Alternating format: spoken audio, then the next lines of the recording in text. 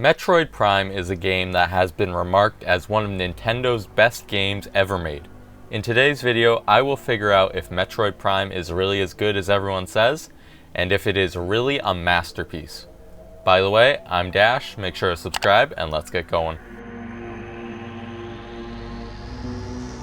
Let's start this review off by talking about the music in Metroid Prime. In the past, I've been referred to as a bit of a music connoisseur when it comes to video game music. And do I agree with this? Well, yes, of course I do. I think way too much about video game music. Which is why I was very cautious when it came to this game's music. The first Metroid game I played was Metroid Dread, and let's just say that game's music is not the best. But then I played Metroid Prime, and wow, the music in this game is really good. Some of my favorites include the main theme, the Magmore Caverns theme, and the Phendrana Drifts theme. The reason the music in this game is so good is because it fits really well with the areas in the game. For example, what do you think of when you hear this?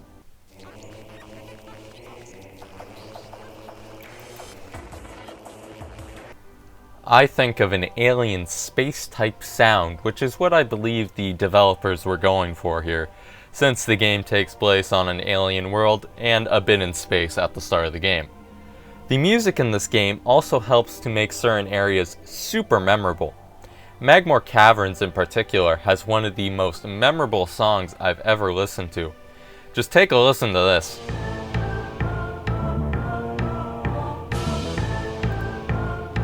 This song helps to elevate an already great area in the game by adding unique cave music to a super fun area. Lastly, I want to talk about the Phendrana Drifts theme. This theme is good, like really good. It's also extremely unique with its sound. I'll play it here so you get a feel for the song if you haven't heard it already.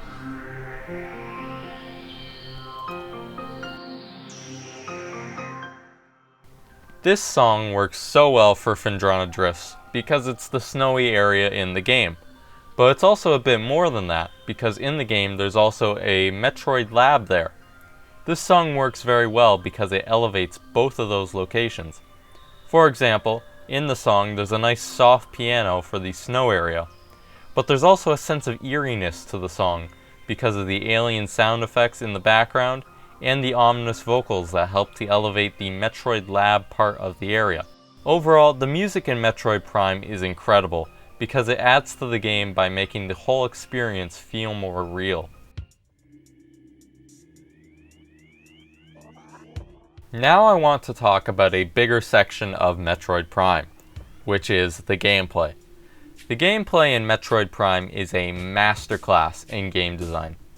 I'll start by talking about how it's similar to previous Metroid games. Metroid Prime, like previous games, has you exploring a new alien world. Also, like all Metroid games, it has you lose most of your main abilities within the first few minutes of the game. Because of this, Samus starts off pretty weak as usual. Although as you progress through this new world, you will slowly gain back your abilities. And since this is a Metroid game, it means there is a ton of backtracking. Yay! Although I find that the backtracking in this game isn't the worst thing ever until you get to the end of the game, but we'll talk more about that later. Now I want to talk about what this game does differently to other Metroid games.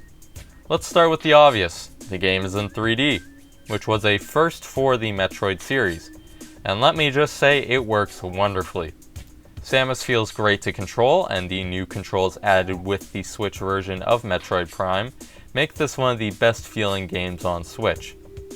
Next up, let's talk a bit about the combat and how that's changed since this game is a first-person shooter. Nintendo needed to change up the gameplay by adding some new things, such as the lock-on feature. The lock-on feature allows you to lock on to enemies while shooting. This feature will not only help you not miss your shots, but it will also make this game so much better when you combine it with the strafe. The strafe allows you to dodge attacks while being locked onto an enemy. When combined with the lock-on, this game feels truly unique to any other shooter I've played, because instead of being about running away and finding new weapons and high ground to defeat your enemies, Metroid Prime makes you dodge enemy attacks, which is very fitting for the series, because in the 2D games you would have to do the same to stay alive. In Metroid Prime, they also added the new beam mechanic. Throughout the game, you will collect different beams that have different abilities. For example, the ice beam freezes enemies, and the plasma beam does an insane amount of damage and burns enemies. All of these beams are really cool because they act sort of like different weapons Samus can use, not only for combat, but puzzles as well. That brings me to the last thing I wanted to talk about when it comes to the core gameplay of Metroid Prime, which are the puzzles. The puzzles in Metroid Prime are great and usually involve the Visors, which I will talk about a bit more in the next section, but the key thing here is that the puzzles are smart and work well with the game, because they usually involve the player looking around their surroundings and using their abilities to figure out the puzzle, which is something I personally like to see in games.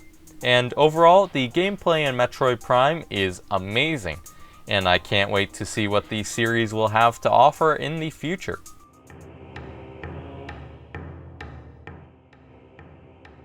The Visors in Metroid Prime are one of the things that make the game stand out compared to other games. In Metroid Prime, there are 4 Visors. First, there's the Combat Visor. This visor you will be using the most, as with the Combat Visor, all the colors are normal, and everything looks how it should. Then there's the Thermal Vision Visor. This visor is a bit of a weird one that allows you to see things in thermal vision, which is useful in dark areas. Then there's the X-Ray Visor, which is cool, don't get me wrong, but you don't get to use it too much since you get it at the end of the game, which is kind of holding this visor back in my opinion. This visor allows you to see things that you normally wouldn't be able to see, such as items inside of walls and invisible platforms. Then there's my favorite visor in the game, which is the Scan Visor. What a great idea. To whoever came up with this idea, thank you. But anyway, the Scan Visor allows you to scan basically everything in the game, from enemies to plants to even ancient text. The Scan Visor allows you to scan everything. This is not only incredible, but there are reasons to scan things. In combat, you can use the Scan Visor to figure out the weak point of an enemy, and when you're exploring in the world, you can use the Scan Visor to activate platforms and to help figure out puzzles. Although I haven't even gone to the best part of this visor, which is how the Scan Visor reveals so much about the world. In Metroid Prime, the story is minimal, with a few cutscenes to give you a rough idea of what's going on in the world. Although with the power of the Scan Visor, you can figure out what really happened to Tallon 4. This is a really unique way to tell a story, and I haven't seen anything like it in other games.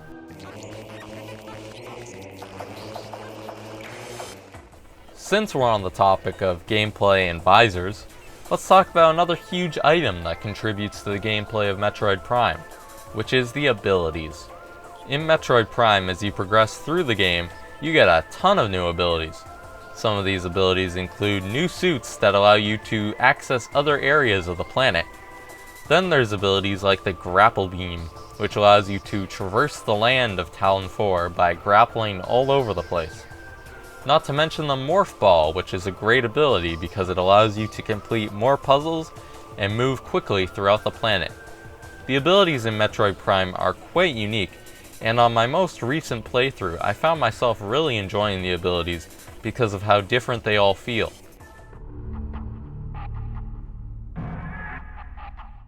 The design of Tallon 4 is amazing. I'll start by talking about all the areas of Tallon 4 and what makes them different. The main area of Tallon 4 is the Tallon Overworld. The Tallon Overworld is where you will start when you first arrive on the planet, and it's also where you will end later in the game. The Tallon Overworld is a beautiful, rainy forest type area that has a lot of weaker enemies in most of the area, although there is an underwater section in the Overworld that you will encounter later in the game that has some more challenging enemies. The Tallon Overworld is also where your ship will always reside, so if you need to save and get a missile refill, you can always go there. The next location is the Chozo Ruins. When you arrive at the Chozo ruins, you can tell it's not what it used to be. The area is all worn down, and every stone in the area is old and dusty. Even the ground of the area is full of dead, lifeless sand. This area also offers a lot of insight into what happened to the Chozo who used to live on Tallon 4. The Chozo ruins is primarily an early game area that has a few late game items that you will have to collect if you want to beat the game. Overall, this area is not my favorite just because I'm not a huge fan of sandy areas in games, but I really like the amount of story and details that this area has. Next, I want to talk about the fiery Magmore Caverns, which are really cool. This area is really fun to explore, and I've already talked about how much I love the music for this location. But I also really like the whole design of the place. The Magmore Caverns is sort of like a hallway in terms of map design, and it feels really fun to traverse because of how many platforms there are to jump on, and how when you get new abilities, new shortcuts for the area are unlocked. Overall, this area is great. Then there's the cool Phendrana Drifts area. Get it? Because the area is literally cold? Because it's snowy? Anyway, this area has always been a bit of a mixed bag for me. Because on one hand, you have the really fun to explore snowy area that has a ton of cool platforms and interesting secrets. However, on the other hand, there's the Metroid Lab area of the Drifts, which I do not like a lot. Because once you get the thermal visor, you have to climb out of the area while the whole area is in infrared vision.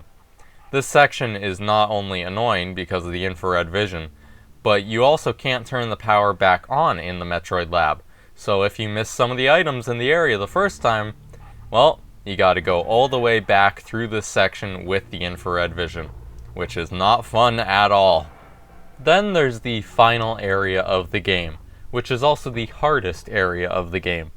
This is the area known as the Phazon Mines, which can I just say is an awesome name for an area in any game. Anyway, when you first arrive in this area, it is really difficult, and I mean that. This area throws everything at you. There are new space pirate enemies that only take damage if you use a certain beam weapon, and not to mention how many enemies it spams at you in the first section. There's also a mini-boss in this area, which is not the hardest thing to beat, but it can still take a good chunk of your health. Although the hardest part about this area when you first arrive is that you don't get a save point until a lot later. So if you die, you're going all the way back to the start of the area, which is just great. Although besides when you first get to this area also has my favorite boss in the game, which is the Omega Pirate. And even later in the game, this area introduces the most annoying enemy in the game, which is the Metroids that you can only kill with a certain beam weapon. These guys are really difficult to defeat unless you have a power bomb, because you have to change your beam weapon all the time if you want to kill them. And they can also split apart into smaller Metroids, so that means there are even more beam-related Metroids to kill. Yay! But besides the enemies, this area has a sick design with Phazon flowing throughout the entire area, and the lab areas also have a ton of lore and look great.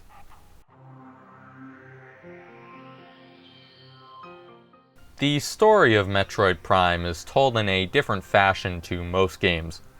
In Metroid Prime, you don't have characters talking to each other. You have to learn what happened to this world by scanning Chozo lore or pirate logs.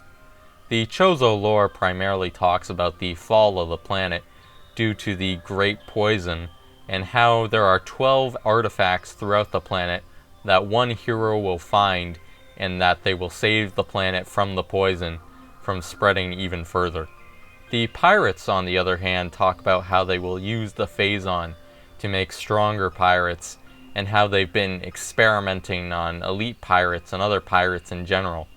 This way of telling a story is something that you don't see a lot of in gaming, and I find it to be a great way to tell a story, and I hope to see more unique ways of telling a story like this in the future with other games.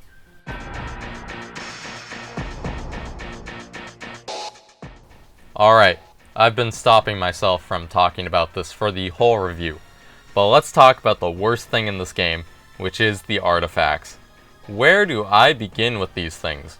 I guess I'll start by talking about how you're meant to get 12 of these things. Yeah, that's right, there's 12 artifacts in the game, And if you haven't played this game before, you'll probably miss about 11 of them, since most of them are in super hidden places. Oh, but lucky for you, they give you a super hidden riddle that might help you find some of the artifacts.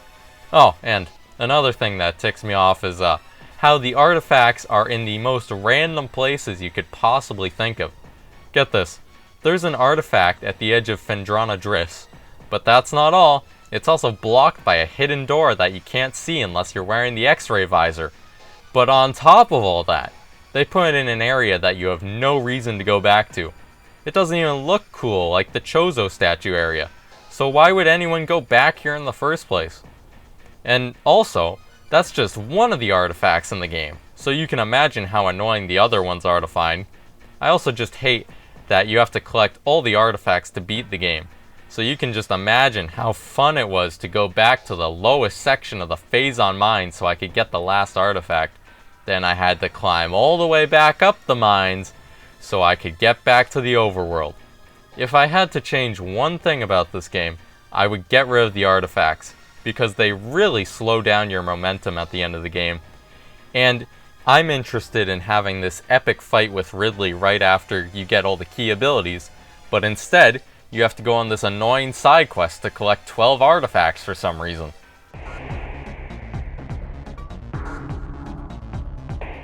At the end of the game, you collect all the artifacts and are about to go into the planet's core, when Ridley arrives to stop your progress. The Ridley fight in this game is almost perfect. The music is fantastic. The second phase of the fight is fantastic. The battle arena is fantastic. The first phase is not fantastic because half the time Ridley is just flying around and you can't hit him unless you have the accuracy of a god. Anyway, besides that, this fight is pretty epic and is a good difficulty to where you still have to try because if you don't, you're dead. Anyway, after the Ridley fight, you go into the planet's core to fight the Great Poison, also known as the Metroid Prime. Oh, wait, that's like the name of the game. That's so cool. Okay, anyway, this fight is pretty good. The Metroid Prime will switch colors, requiring you to use different beams to defeat it. After a while, you will destroy the outer shell of the Metroid Prime, which will reveal what it really looks like. In this phase, you will have to use all your visors to locate where the Metroid Prime is, so you can blast it with Phazon, and then after you defeat it, you will beat the game, so good for you. In conclusion, Metroid Prime is so close to being a perfect masterpiece, but it's held back by the extremely annoying artifacts quest at the end of the game, which halts your progress for no reason other than to make the game longer. Anyway, check out this video right here on screen, and I'll see you next time. Bye.